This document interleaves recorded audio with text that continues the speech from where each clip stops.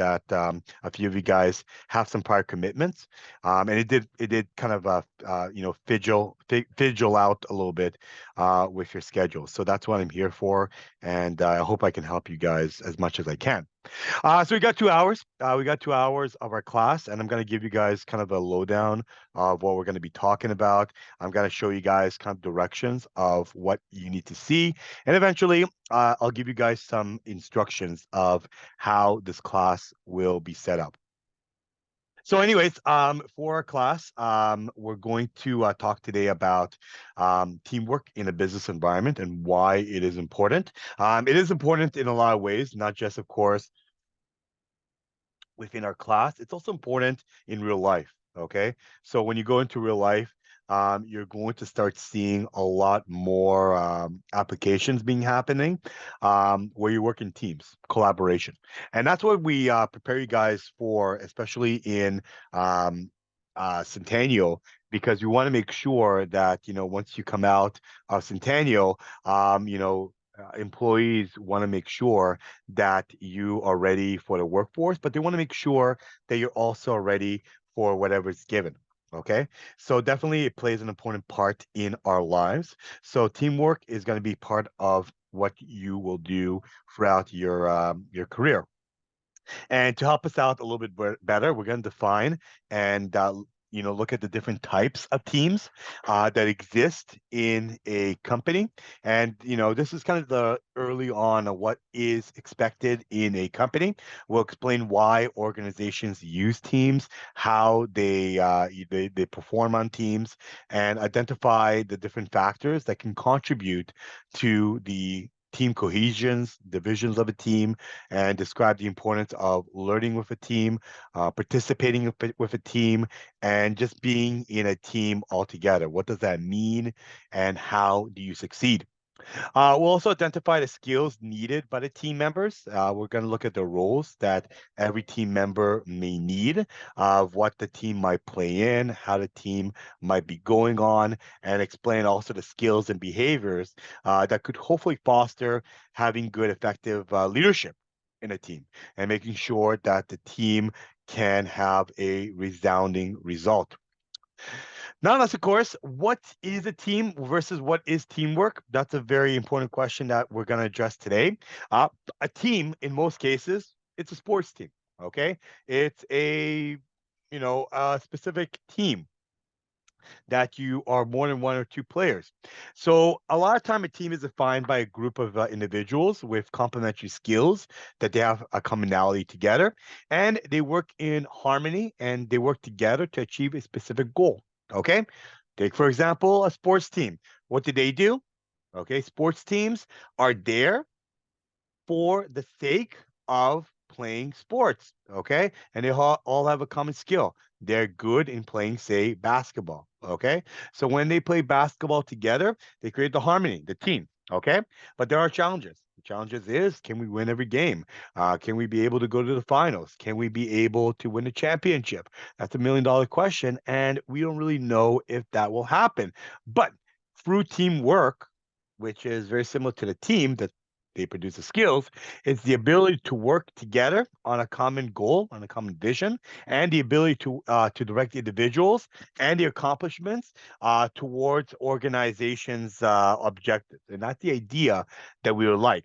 It is there to fuel that it will allow common people to attain sometimes uncommon results. Okay. So,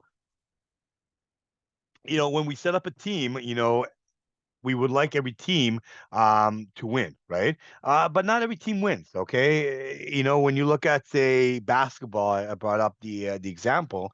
Not every team is going to be a winner. There's going to be a lot of losers. Okay, quite a lot of losers, especially in the NBA.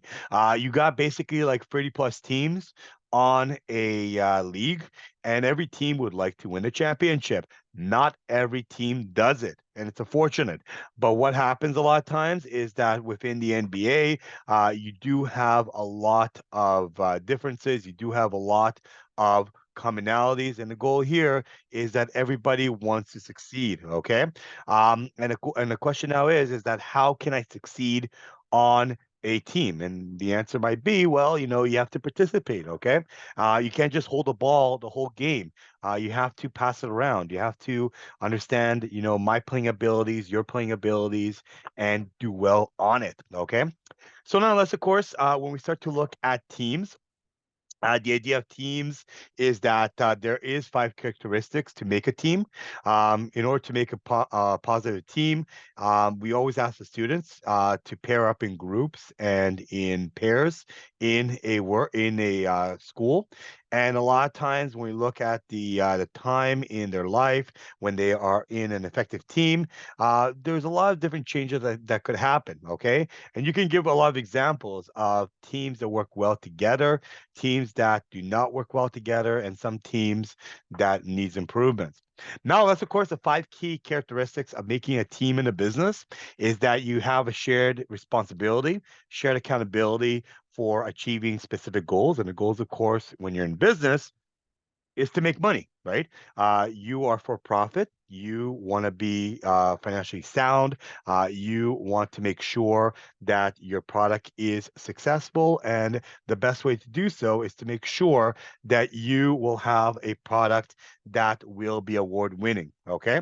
So a lot of times when we go into, business, a lot of times the idea of the business is to make sure that we are profitable. Okay. To make sure that we can actually make something happen. And the problem is that not always that happens. Okay, there are situations where you work at a team to do a bidding, and unfortunately, your bidding doesn't succeed. Okay, so a lot of times, what occurs is that whenever you're dealing with the bids, it can be a little bit of a problem, a little bit of a headache, and that can really affect your overall bottom line.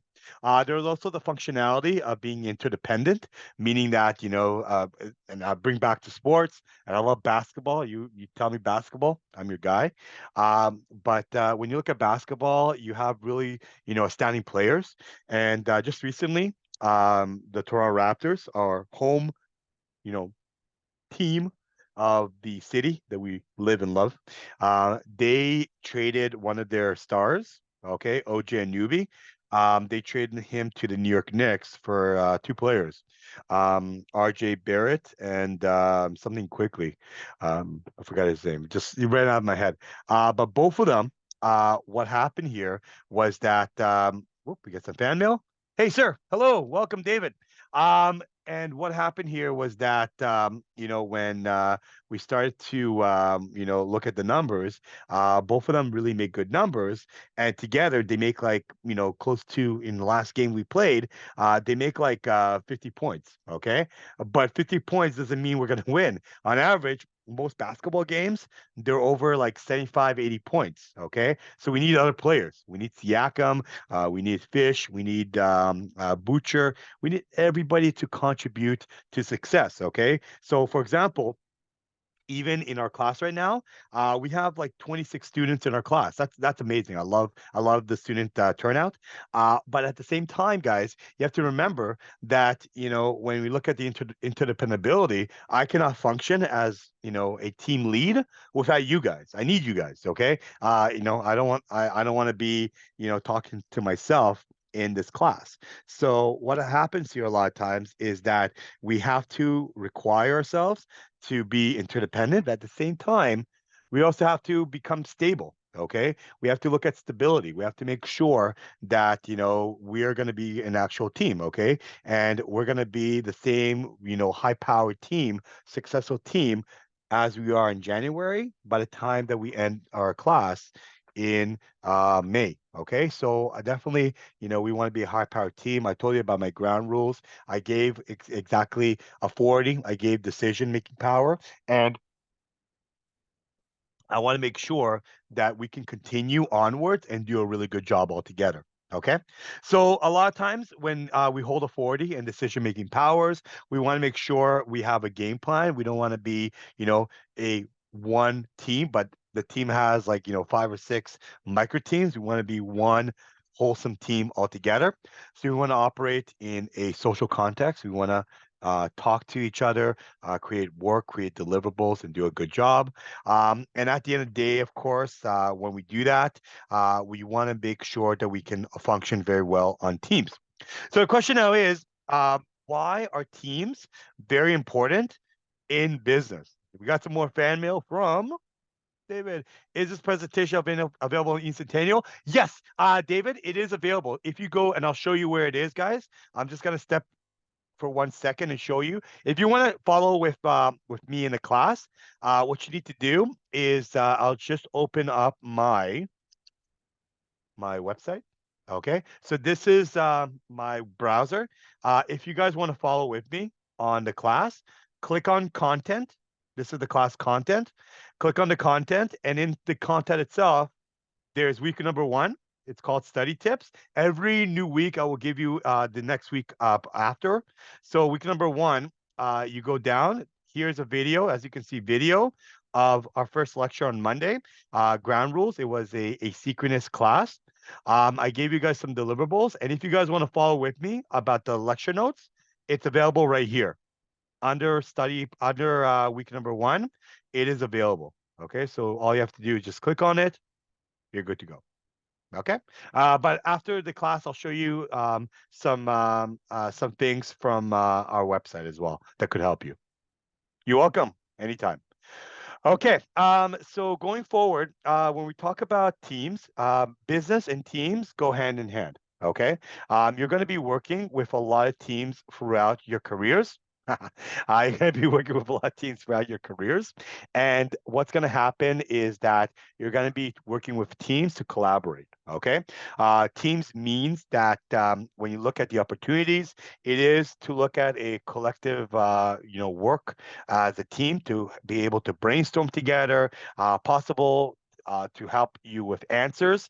That could be true, could be not, but being productive, okay? Be having a positive culture, making sure that everybody contributes, everybody does what's needed. Nobody becomes, MIA, missing the action. And a lot of times when you look at worker satisfaction, you want to look at the quality of life. The fact is that, you know, if I was to give you a project and you do it by yourself, it might be hectic, okay?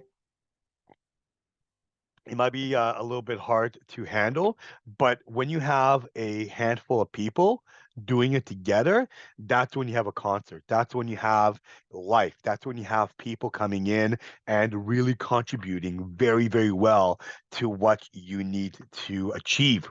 So a lot of times, productivity, positive culture, improvements in customer service. Sometimes, you call a customer service line, and if there's only one person in that phone, it's going to be hectic. You're never going to speak to somebody, and that could be a problem. People can give different opinions in customer service.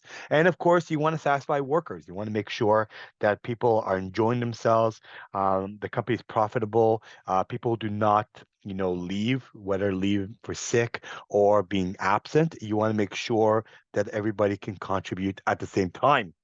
So a lot of times we're going to look at the different types of teams.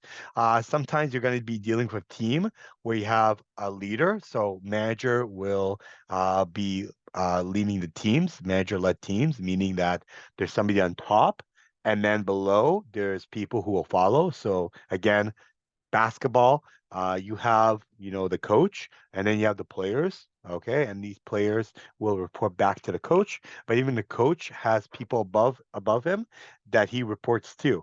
The general manager, the vice president, operations, the owners, everybody is an important part. So when you divide, teams, you have to make sure that the teams are going to be perfect, and eventually sometimes they have to work by themselves.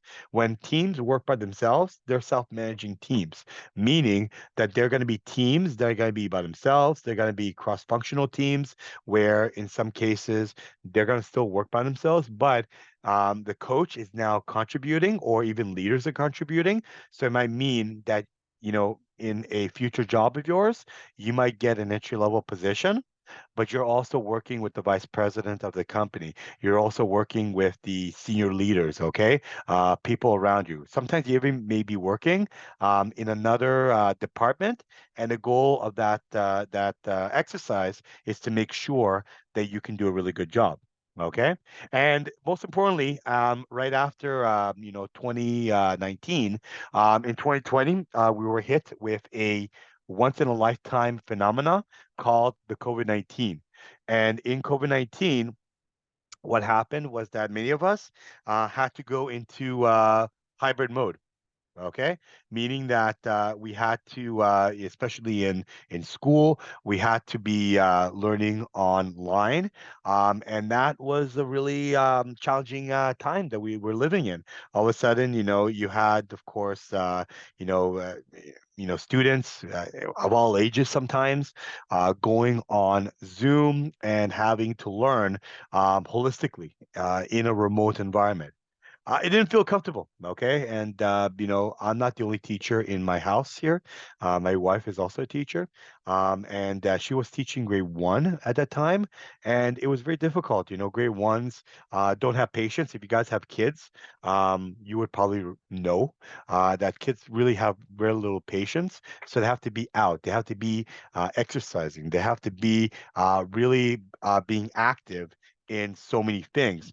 And a lot of times, a virtual team was challenging, but when we were done the pandemic, virtual team was also something that unfortunately, it is what it was, right? It was a situation where unfortunately, we had not many options.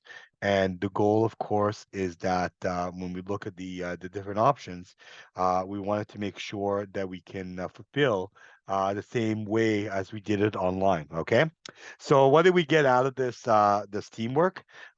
We got the fact that whenever we were looking at virtual teams, there was a lot of challenges out there. People's internet was off. People went into hybrid mode. People were missing the action. It was a lot of problems, but as a result, people enjoyed it. Okay, people said, you know what, I was more productive doing virtual teams at work than I would than coming into work, and they still kept it. And even now, like when I was teaching school, I was teaching college in the COVID period, I had to deal a lot with virtual teams and virtual classes, and it was a challenge. Students were hardly on. Some students were not paying attention. You had situations where students were bombing my class and I had to kick them out. You had a lot of different problems, okay? But even now, we saw that people were productive, okay? So I gave you, peace of mind. Some people said, listen, Monday was a problem for me. Friday is good. And even now, Friday, as a chance of a draw, had we still continued on campus, we would have been hit with the unfortunate lockdown. Okay, so that would have became a big problem. So altogether, when we start to look at all these different facets, we realize that being virtual might be a good thing. Okay, and even myself, like had we actually in reality been on campus right now, it would have been a challenge because at around 1 or 2 o'clock, they released an email. If you guys saw your email, that said that the campus will shut down at 7 o'clock. Okay, meaning that in our class where we are, I think it was B3 whether we're in um, class number one, uh, they would have to ask us to leave after we're done at 6 o'clock. Okay, that's how bad it would have been. So, coming back and having snowstorm, it would have been a challenge. Okay, and you would have been coming home at like 9 o'clock, tired, and so forth. So, luckily, I switched things around, and I predicted the wonderful weather in advance. Okay, What can we do? So why, of course, is the type of teams there? Why do we have different teams and not just one main team altogether? Very simple. We're there because a lot of times we want to be productive. Productivity is very, very important, and the goal here is that I can do the job by myself, but why not have four people do it with me? The more the merrier, we call it, and definitely we can get the most out of it. Uh, More or less, we want a positive culture, and we want a culture that is improving the satisfaction of workers, improving their quality of life, making sure that they can delegate, they can manage their lives, and most importantly, improving customer service, making sure that our company can be competitive, our company can be profitable, and making sure that people do not end up being missing. Okay. So when we describe, teams, a lot of times when we look at the manager-led teams are a team that will lead the team and hopefully be in charge of a goal setting. And a lot of times we look at a coach. A coach will monitor the team and its performance, and the team members have little autonomy of what is needed. So again, if there is a choice you don't like, unfortunately, there's not a lot of objections. Okay, either you do it or you don't. But that's a reality, okay? And a lot of times we mention the self-managing teams, um, aka also known as self-directing teams. They have considerable amount of autonomy, but the problem with autonomy is that some people exercise autonomy towards their advantage. Other people, they simply sit idle and don't do anything. So the question now is, what's the point of teams if you give people independence and they just simply don't do anything? That can also be a problem. So a lot of times when we look at autonomy, usually small and absorb several teams that will be there to achieve the goal. Sometimes we may make multiple teams in a self-managing teams to also be more comparable. And we also have cross-functional teams that in a company, you're going to cut across the company organization, and these teams all have various areas of function within the company. They can be meaning that I work in a marketing department and you work in operations, we work together, or you can be operations and work with somebody in accounting, or somebody from accounting work with finance, finance work with engineer work with management, and the number goes up and up and up. Lastly, there's also virtual teams. Virtual teams are used, they use a lot of technology. And again, we talk about virtual teams on COVID-19. It had to be, okay, because again, government lockdowns were initiated and the campus was closed, the society was closed, things were shut down all over. So that meant that we do not have much options. But virtual teams use technology to bridge and connect the team members, and it tries to eliminate boundaries and creates a lot more diversity. So what that means, of course, is that you may not only be able to have the opportunity in the future in your career to work in virtual teams. You may also have the opportunity to go out there and be able to work in an environment that will hopefully create a positive and nurturing environment so that you can also work in a borderless and more globalized world. Okay, so that also means, of course, you may work in a company where it has multiple offices around the world, and what you do is that because there's multiple offices around the world, you are able to go out there and be able to work, say, in Canada, but you work with American clients. You may be you working in Canada, but also working in a team in, say, England. England works with Australia. Australia works with Singapore, and you all work together. But again, there will be challenges. Again, connectivity is an issue, but also there's the morning and night. Okay, so the timer now in Canada, if you're in Canada, is around 5 o'clock. But it's not the same everywhere. Okay, so that means, of course, that in other parts of the country, it is maybe 3 hours behind. In other parts of the world, Singapore, for example, they're like 12 hours ahead. Okay, so right now it's almost 5 in the morning, Saturday. Okay, and if you are going to have a meeting at the end of the day today, uh, there's a good chance Singapore might not show up. Okay, it's the weekend, middle of the night, early morning, sorry, and it doesn't really make any sense. So again, we describe teams. We describe teams as sports teams, and a good example of a team, of course, is that whenever we look at a team, teams are responsible for a little bit more than just being together. And of course, the advantages of having teams is that one head is better than 3 or 4 heads is better than one. The idea is that you relax a little bit, you take some accountability, but you share the responsibility, and hopefully you can work in a cohesive manner. However, there's also the downside, and the downside here is that some people may be grabbing a lot of power. Some people also may not be fair, and unfortunately, there will be arguments, and that is a disadvantage that we find. The three advantages, disadvantages of a team. Now, let's, of course, how can we make more advantages than disadvantages? Well, that's a very good question. Making a cohesive team takes a lot of guts and glory. A lot of times, when you look at a cohesive team, the idea behind it is that cohesive teams usually have the same kind of traits. Okay, so when you look at, for example, on the picture here, cycling is very much a team sport. In a pro race cycling, it features 9 cyclists and it's selecting from a larger group of teammates.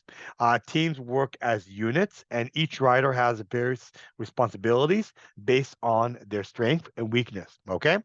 Normally, they're all working together to help one key person win, meaning that you have to be on time and you have to be fast. But those team members are not in the frame for major awards. They're also known as domestiques, and they do the donkey work sometimes, as we call it in the sport, to enable the donkey to work to enable their leaders to achieve their goals. Sometimes this means going back to the team, going back to the car, and getting water, supplies, and other things in time. And usually you pull the rider and allow them to catch a little bit of air, a draft behind you in, say, a peloton motion. And sometimes riders even turn around and go back to a pace, the rider back up into a what we call a contention. Okay, so it's kind of a teamwork where you put in more exercise, you give up, help out with the others, and eventually that's how you progress in a race with 9 members of a team.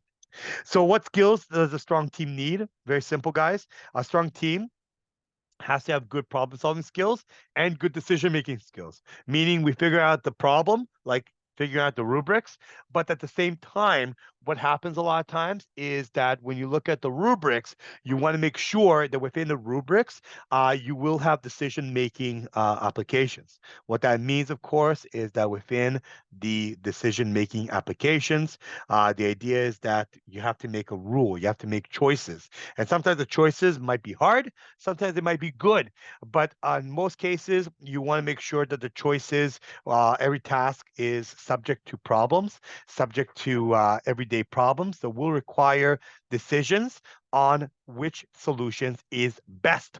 So skilled members are also needed to identify problems and eventually create an alternative solution. So what we see a lot of times is that in order to have skills, what skills does a team need? A lot of times when we mention the skills, number one, a team that really works together has to have interpersonal skills. Interpersonal skills are team members that must be able to listen, provide feedback, and resolve conflict. You also have good communication skills, which means you have to have the ability to communicate positively and sometimes negatively, uh, and most likely verbally. and in some cases written with both internal and external customers to make sure that all information will be given and everyone knows exactly what their statue is. Then, of course, beyond that, the most important skill, the technical skill, the skill that made you come to the organization at first. So, technical skills, our teams must be able to perform certain tasks that may require certain technical skills. These are practical and could be either mechanical skills that you have, IT skills in computers, mathematical skills in solving equations and methodologies, language skills being in need of linguistic and even scientific skills, okay, as long as you're able to contribute. And hopefully, what we're going to be talking in the next half of the class is how these roles are going to be in place, as well as what relationships are needed to go into the future. So, before we go on break, does anyone have any questions for me? Again, if you want to answer it, you could always raise your hand, go on the mic, or you can type in on the chat any questions you may have.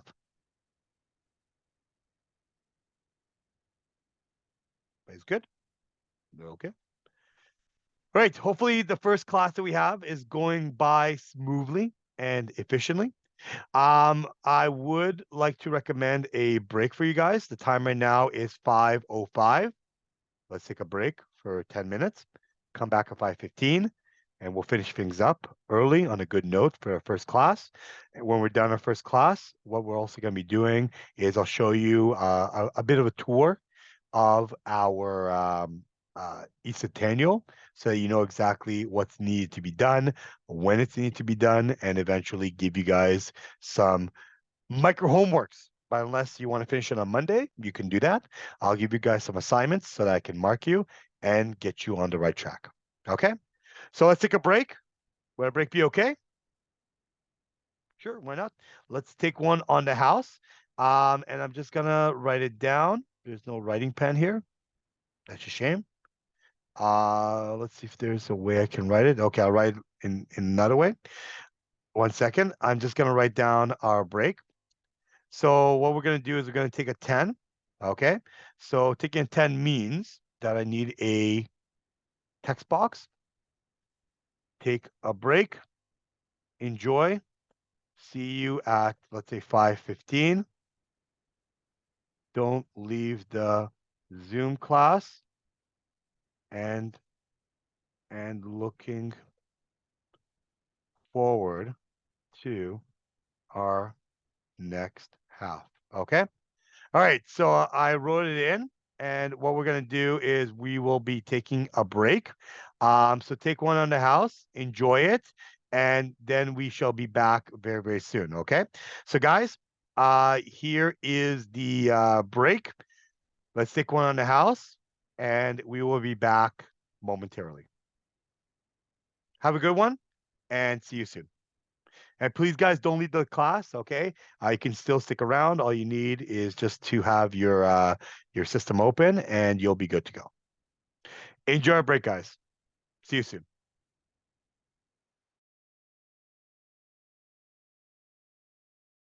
Be able to kind of like digest it, take it in, and relax. Relax is the most important part of your education. All right, so we're back. So what we're going to be talking a little bit about is some roles and making sure that the roles and activities that you do in a team can work together. So when we look at the roles, assigning roles in a facilities and a relationship, there will be various tasks that you will do on behalf of a team if you get this role. So again, not everybody gets the same thing. Um, so of course, when you look at a company, most companies, they'll have like one position per person. And the idea behind the position is to make sure that those positions are going to be in place. And a lot of times when you look at those positions, the idea behind this is that you want to make sure that you hopefully could be able to get a little bit more than what's needed. Okay, so when you're looking at roles, maybe you have one CEO. There's only one CEO, but then there might be multiple positions that might be the same. But irregardless, when you have a team, there's also a limited amount of people. Okay, so take for example sports teams, again using the power of sports and basketball. You have like one or two point guards, you have one defense, have one shooting guard, you have one center guard. Okay, so all these people are forming your team, and you have other people in dispose, but in most cases these are the individuals that your team relies on. Okay, so it does play an important part on making sure that there is going to be relationship building, because again, relationship building is very, very unique to a company and to an organization. Everybody has to have a good relationship, and that also includes the relationship of understanding exactly what's needed to be done. So again, when we start to look at some of these facets, they do play an important role on how we start to develop the teams and what kind of areas do we want to look at. So this is very, very important, because when we start to look at the teams, looking at the teams, there has to be a chemical going on, a chemistry. Okay, a nucleus of some sort. Unfortunately, if you do not have really good teams, you're going to have a lot of problems. You're going to have a lot of dysfunctional, capabilities, people who, do not pass to you, people who do not cooperate with you, people who really are going to take the team a little bit, below what's needed. Okay. So that could be better. That could be a problem. And you want to make sure that whenever you focus on a team, you want to focus on a way that your team can win. You want to focus on a way that your team could do a good job. And eventually, you want to focus on a way where the team can build a lot of work. So teamwork roles are very, very important. When you look at the task of facilitating the roles, there is relational tasks, but there's also the task of facilitating the team. So while you're in a team, there's a lot of ways you can seek the information, elaborate, and make sure that the information is there, create urgency, okay, and monitor to make sure that people are, up to par. You also want to have a reality testing to make sure that the team has a good direction, a good given, and when the information is being given to you, not just seeking the information, but giving the information, you want to process and analyze it to make sure that it's enforceable, it's there, and especially it is something that will be in contact. So relational roles is that you still want to support each other. There will be good times, there will be hard times. Okay. If you're going to be working in sales one time, starting up in sales is very intimidating because you deal a lot with problems, but in most cases, you have to support one another. Okay. There will be times where your team, yourself, you simply will not make any sales, and that's a fact, that's a given. But you have to stick there. You have to stick and make sure that whatever is going to be accommodating, you want to make sure that it will be hopefully accommodating when it's needed. Then there will be other tensions and other relieving areas. You want to make sure that everybody is under pressure. You want to relieve everybody. You want to make sure that there is some form of consensus. There is some form of summary, and eventually there is some harmony.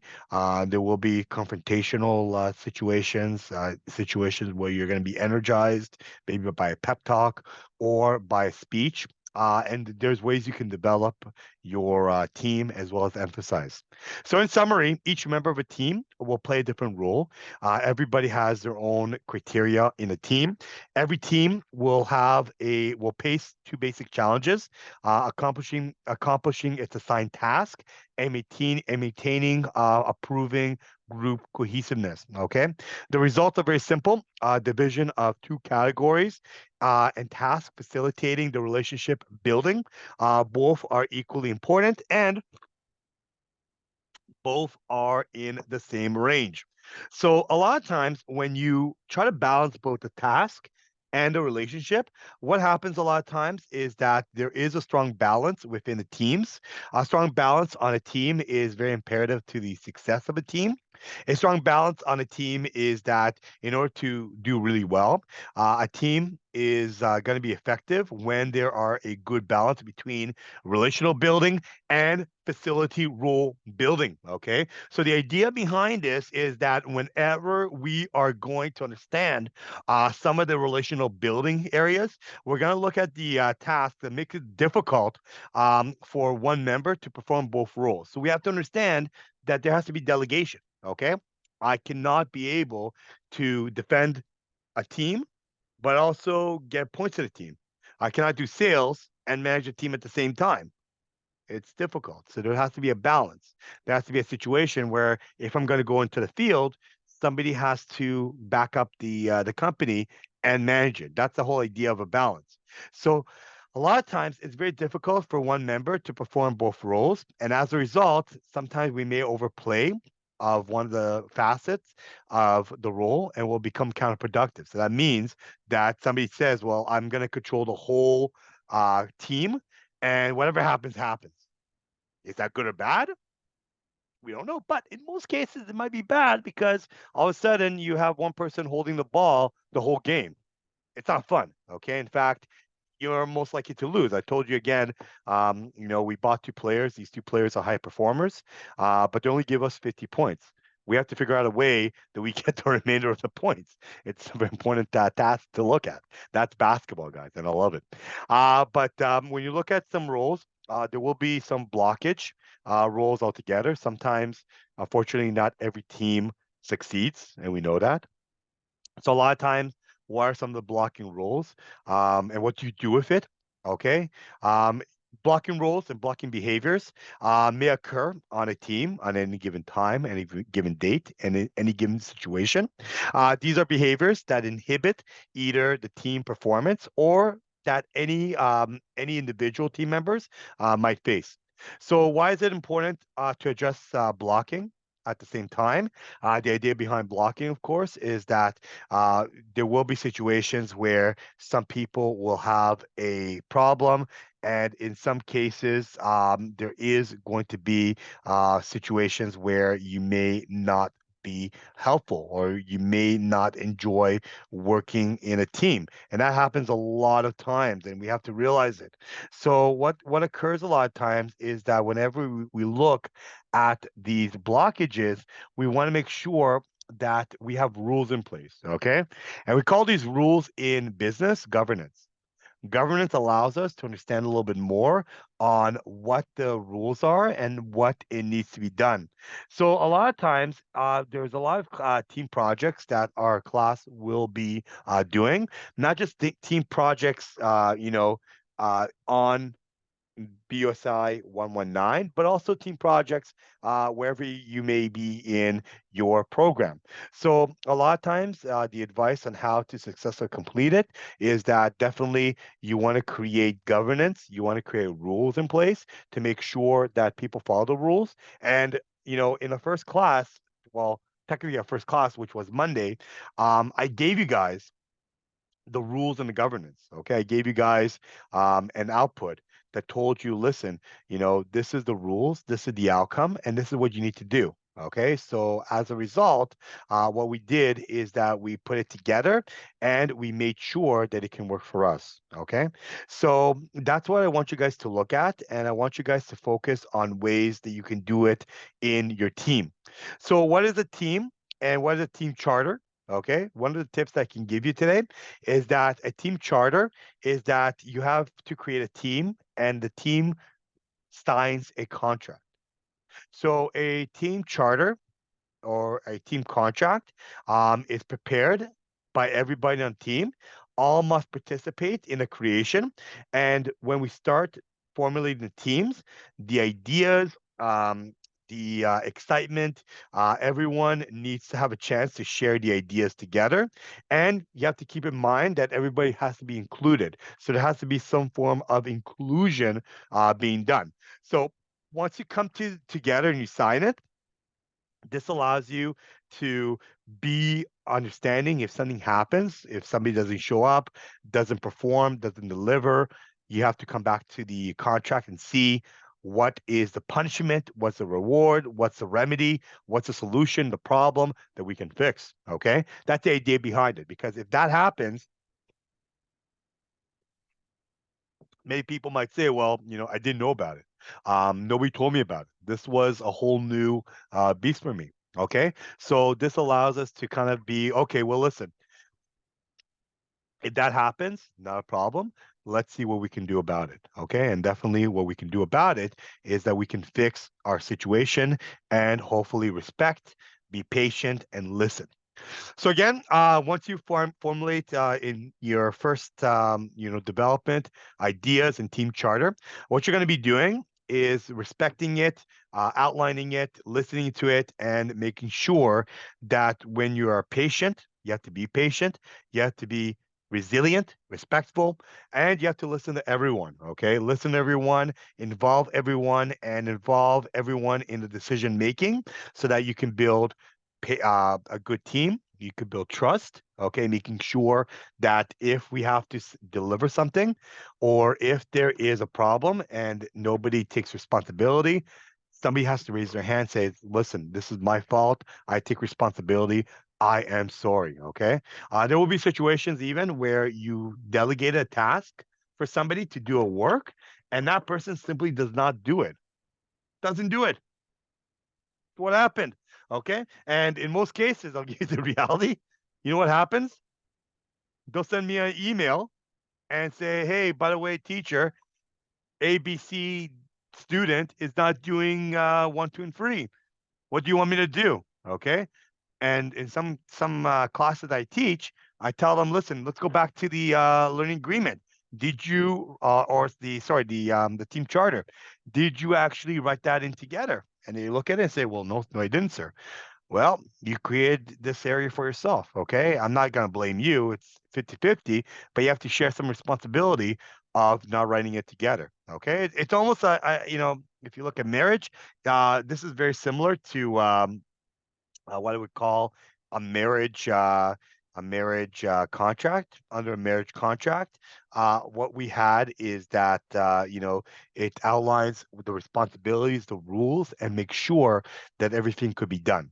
So there's a lot of balance, there's a lot of respect, and respect is imperative so that you can do a really good job altogether. Okay.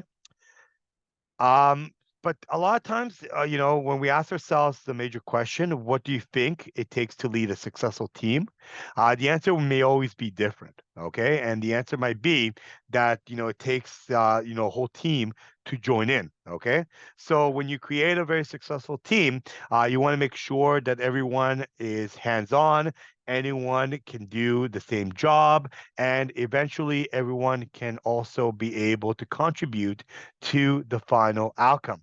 So some answers may be that team leaders must be able to influence their teams, okay? Making sure that team members can give some empowerment on making sure that their workers, their subordinates, could be able to assist altogether. We also have to demonstrate integrity, making sure that you just don't you do the work altogether. It's like an orchestra; everybody has to play. I remember I was really terrible in some of the instruments they used to play in high school and in elementary school. So what I was doing is that I was like trying to play it, but I really wasn't, and I thought nobody would hear me, but it turns out they did hear me. Okay, but the problem is that when they did hear you, it was becoming a bit of an issue. Okay, and the problem is that you cannot have you know five people on the clarinet or the trumpet and only two people playing it. The teacher, the coach, they will see it and they will say, "Well, why aren't you not playing?" And that can also take your quality down.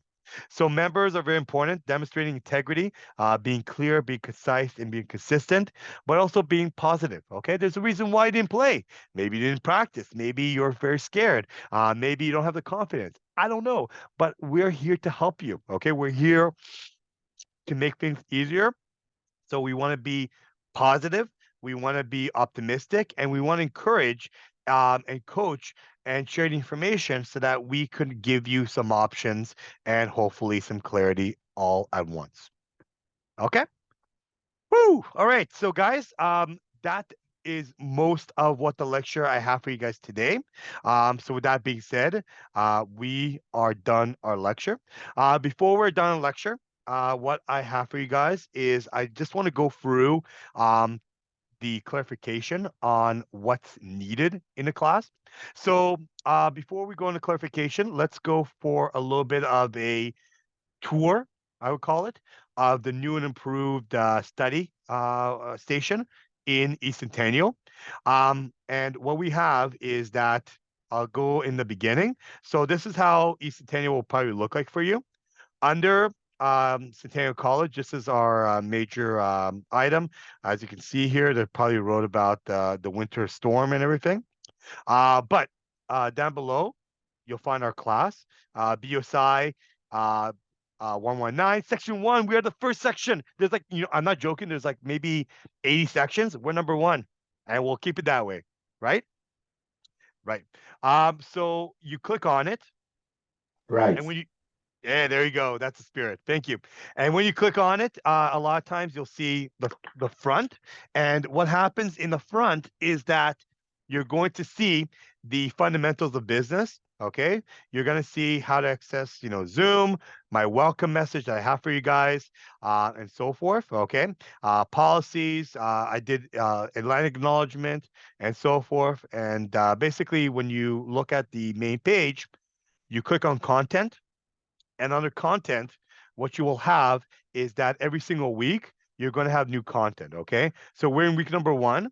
And the content I have for you is the week one overview. Okay. So you have the week one overview available. You also have the content and activities, the summary, and then you have, of course, the video I left for you guys from Monday. You have the first activity, the course orientation, which I gave you guys a start to complete it on Monday. However, you have until, get this, December 21st. Okay, until December 21st to submit it to me. Okay, so all you have to do is click on it. It's a quiz. You answer the questions. I believe I wrote down what you need to do. You have to complete it. 10 multiple choices. Okay, and one question per page. You'll get 30 minutes to complete it.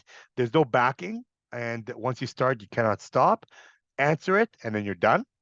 I also left video for Prof, class number one. sorry, Prof. Yeah. Sorry, Prof. Please, can you take it back again, please? About the quiz, the way we are supposed to find it. Okay. Yeah. The quiz is available in week number one. So if you click week number one, which is this one, you click down and it's on week number one activity. So when you click on it, this is what's going to show you. Okay. And for me, it's a little bit different, but when you click on it, you're going to get like a preview that looks like this. Okay. And I'm just going to bypass my restrictions. Don't focus on that. And then down below, you click start the quiz, and you can start it. Okay, so you start the quiz, and you're able to go in, start it. There's going to be 30 questions. There's going to be 10 questions. You'll get 30 minutes, but once you start, you cannot stop. Okay, so it means that right now, because I started, I cannot jump a question. I cannot go back. And unfortunately, the only option you have is to answer the question, click next, and you're done. Okay. So there's 15 questions, not 10, 15 questions, and you answer the questions, and then you submit the you submit the assignment, to submit the quiz, and then you're done. Okay. So as you can see, I have 15 unanswered questions, and I submitted. They ask you, do you want to submit? I click yes, and it's done. Okay. So your work has been submitted, and normally they tell you to mark altogether. So fortunately, I got 0 out of 15. Not good. but there's definitely a lot of opportunities for you guys. You have a lot of options to take the test, and especially on the content, I will give you guys every content that you need. Okay. Now, normally, what you're going to have here is I gave you guys also the PowerPoint. So if you guys want to go through the PowerPoint, you may. Beyond that, the I'm just gonna take this one. Well, I'll keep this one. The video is not the best here, so I'm just gonna take this out because it will confuse you. I gave you a link and then I gave you the video. Um, Other than that, I'm just gonna click delete for a second.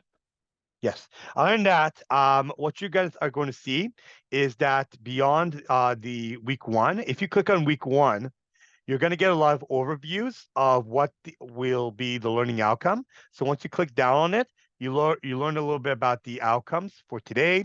There's a checklist to follow in. You can also, by the way, guys, there is a textbook for this class. If you click here, you can get access to the free ebook. Okay, the free ebook is available online. You can look at the review, success notes.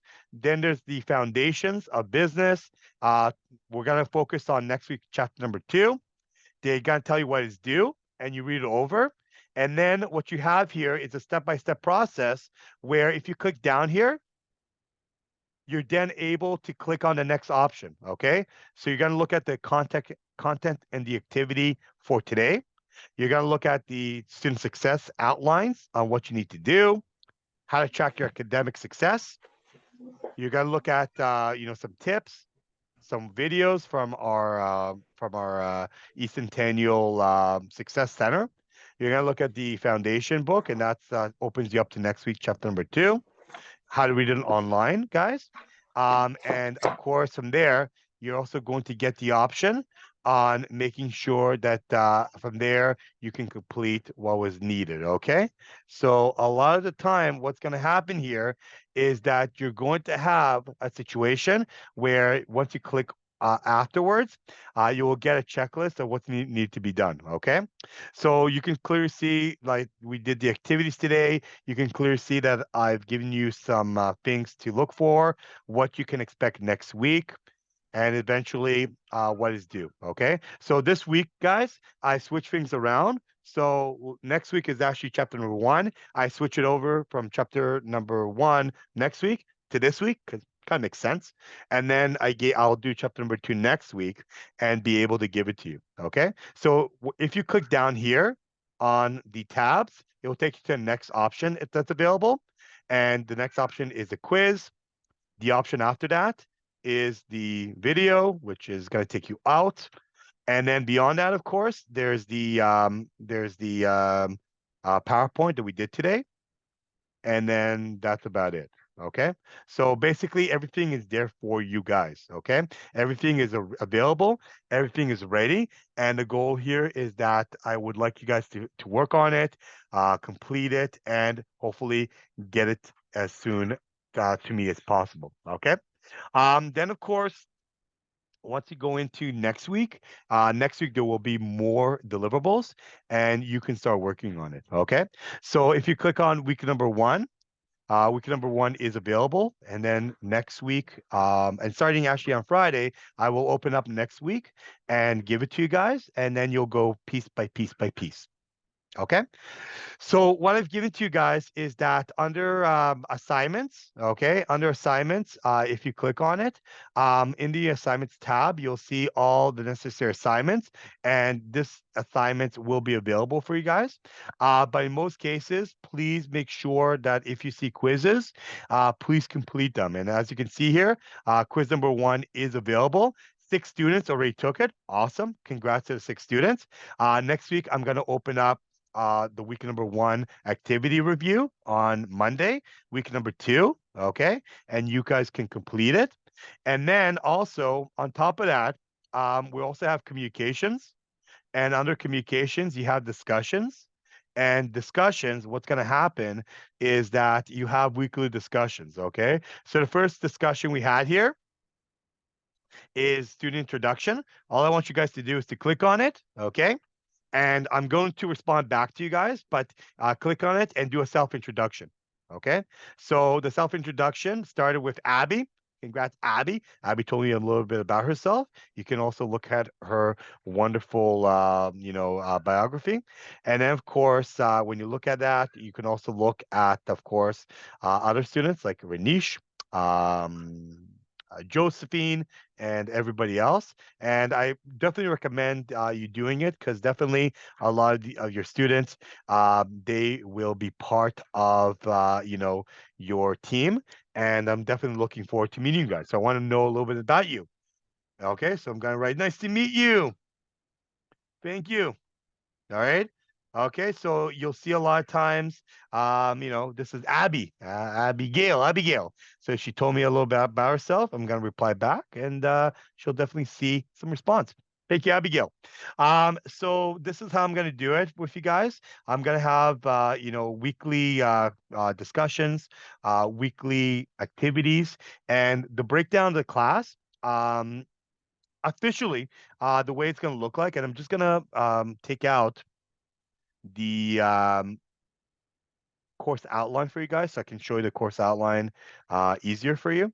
And the course outline kind of stipulates kind of the breakdown of it. There's going to be a lot of deliverables throughout the semester, but throughout the semester, there's also going to be time for you guys to complete it. That's why I want you guys to focus on the Monday class, which was the original DLO class, and make sure that on the Monday class, you can spend some time to complete it somewhere. Okay. So, what I'm going to show you very quickly. I'm just going to share my screen right now and I'll show you where it is. So this is the course outline.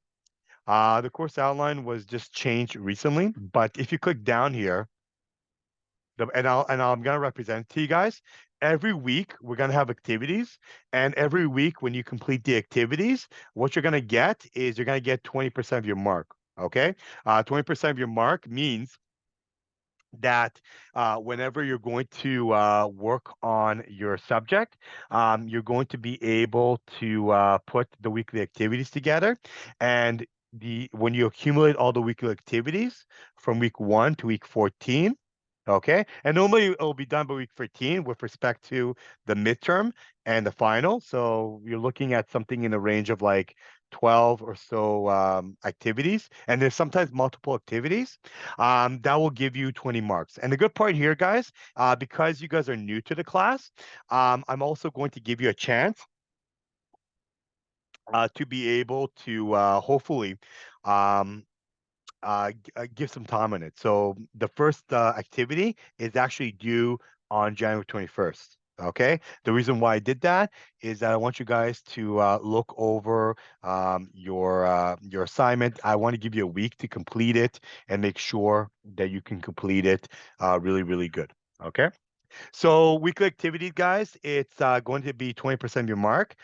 Then we have business ethics and the GC assignment. That will be 15 marks altogether. Okay. Business ethics and GC assignment, I'm going to give you guys later on. Then, of course, the first test that we have is the midterm, and the test number 1 will be taken in week 7. That will be given to you guys, and I'll explain to you guys once we get into those midterm days. I would say roughly right now, not even a month from now. It's more like in early March. Then you have business venture group assignment. So I'm going to put you guys in groups, or I will let you guys create groups on your own. Some of you guys may know each other, some of you guys may not. But I'll give you guys a chance to work in a business venture group assignment, and I'll tell you what they are about. This is due at the end of the semester. And before the end of the semester, there's also a business case analysis assignment, and that will be due in one of the later weeks. Okay. And then the final and last thing we have is a test number 2. Test number 2 will take place in the final week of our class, and that will be the end of our semester. So basically, you have 20% in weekly activities, 15% in your business ethics assignment, 15% in your test number 1. So altogether, you're looking at something in a range of 50%, and the other 50% that we're looking for is your group assignment, your business case analysis, and test number 2, and that's another 50%, and then you're done. Okay, so that's a very easy way to get a mark. Trust me, guys, this class is very hands-on, very fun, very easy, and it's something that definitely is worthwhile for you. Definitely can build your fundamental skills in business. So we got some fan mail coming from Kush Patel.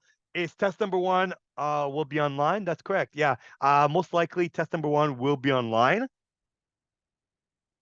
I'm not going to be in class. I'm going to give you more instructions about it, but I will give you, it's kind of the same format as the quiz. Okay. So once you click on the quiz, it gives you questions, you complete it, it has a timeline, and then you're done. Okay, thank you, sir. You're very welcome. Yeah. Other than that, so I showed you all the breakdowns of things. I showed you when we're going to be looking at it. Most likely, I just want to go into detail right now. Um, so we talked about course outline, the foundations, and so forth. I just want to see something very specific here. Learning outcomes, lectures, da da da da da. 1, 2, 3, 4, business ethics. Okay, so in week number 4, guys, I'm gonna start the GCE assignment with you guys. I'm gonna explain to you guys in I guess a month from now what it is, and then we're gonna have a lecture. We're going to have the entrepreneurship. And before we get into the midterm test, midterm test is week 7 right here. I'm going to ask you guys to give me the GCE assignment. Okay. So then we'll start a whole new category. We'll start a whole new new material in week 8. I'm going to release to you guys more discussion, more videos, and also I'm going to release business case analysis. I'm going to give you guys the group venture, and then in week 13 will be our last lecture follow up. And then finally in the week 14, you guys will be doing the test. Okay. And that will accumulate all of our classes. Okay. All right, so I saw, I came, I conquered. Any questions that you guys may have?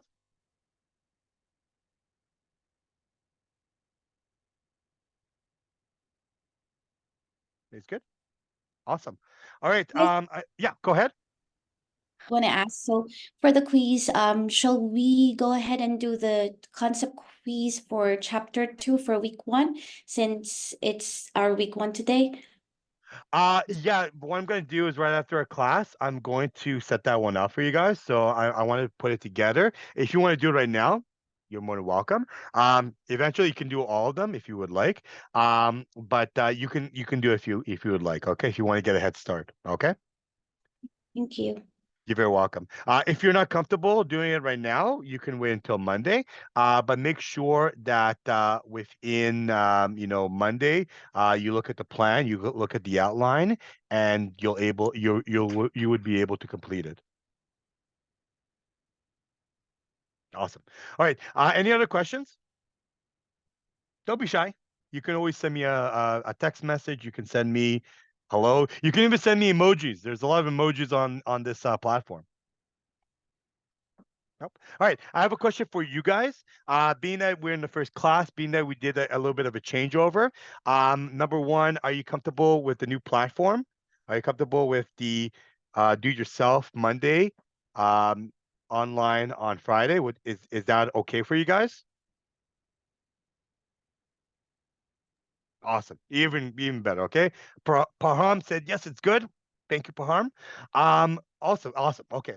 So we'll do that. We'll meet every yes, yes, yes. And I got yes with too much exclamation marks. Muskin's going crazy here. And so is Jerome. Okay, awesome. I like that. Okay, so we'll do that. Okay. So every Friday at 4:20, we'll meet up on Zoom. I gave you my credentials. I gave you everything. We will do it. On Mondays, I will give you some tasks to be doing. You can do it on your own. It's the independent work. And definitely we would be able to do it together. Would we be able to have an in-person class? We could. Now the question is, the in-person class is on a Friday. Many students had some issues on it because the original in class was 9:30 on Friday morning. and some people had some issues on it. But if you're comfortable with it, I can switch the class around on some days. But I'm there to accommodate you guys, especially because many of you guys have other agendas going on.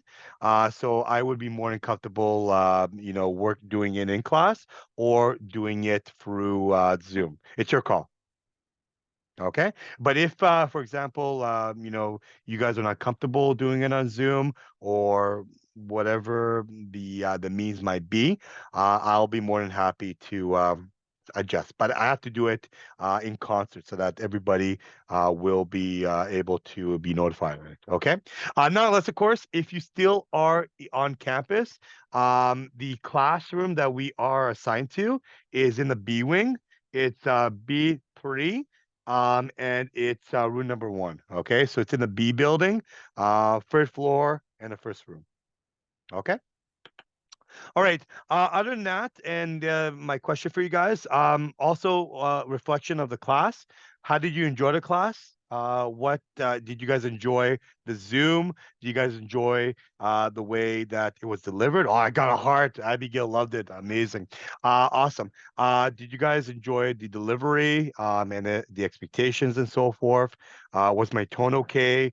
Was my the way I delivered it. Oh my God, again, I'm getting hearts and emojis. I love it. Fantastic. Okay, if everything's good, awesome.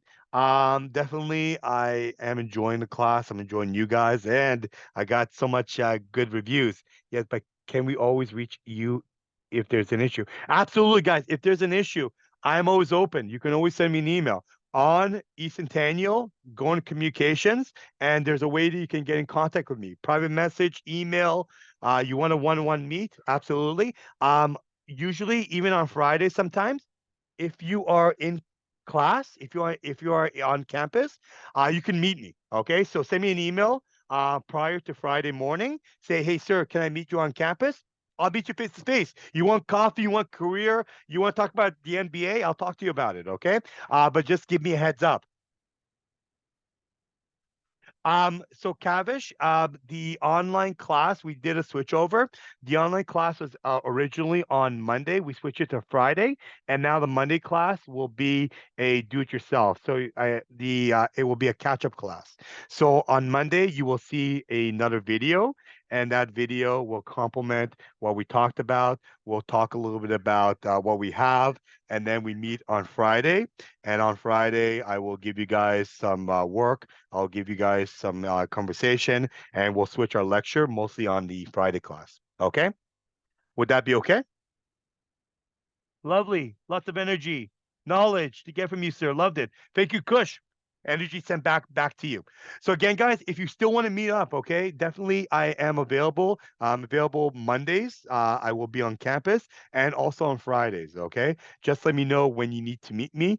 Give me a heads up, and I will always be in my back cave. My back cave is in the business office. Okay, I have my own desk there. You can meet me, say hi, drop in. There's a lot of candies for you guys, and definitely I'll be more than happy to help. All right. So if nobody has any further question, guys, thank you so much for joining us today. I hope that you have enjoyed the class, first class together. Very exciting. Um, Keep in mind that in the heads up, I will open up week number 2. Read over. I would recommend if you want to allocate time management, read over on the Monday and make sure that you can do it. And I hope that you are doing okay. I hope that hopefully the uh, the inclement weather is not affecting you yet. But if you are, stay safe, stay warm, and definitely we'll talk next week, same time, same place, Friday. And just remember, before Monday, on Monday, I will give you guys the outlines for the coming week, and you can complete them when you're needed. Okay. So if nobody has any question, guys, I'm done. Have yourself a good one. I'll stick around till 6:20, but if not, take it easy, stay safe, stay warm, and I'll see you guys here next week. Bye for now. Thank you. You too. Take care. All the best. Thank you. Take care, guys. Thank you so much.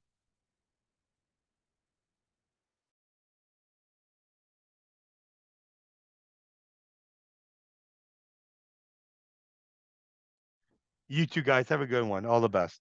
I really enjoyed it. Thank you.